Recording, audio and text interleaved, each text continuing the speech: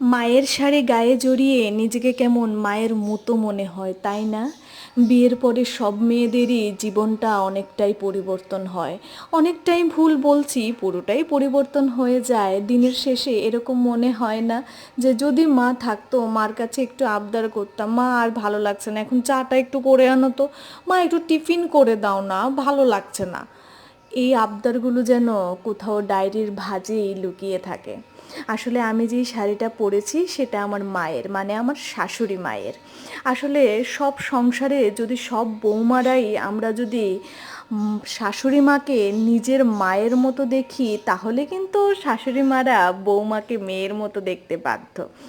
কিন্তু অনেকেই আছে যারা শাশুড়িকে মায়ের মতো দেখবে না, কিন্তু শাশুড়ির থেকে আবার আশা রাখবে যে আমাকে কেন মেয়ের মতো দেখছে না। আসলে দুজনের কম্প্রোমাইজটাই অনিবার্য, তাই না?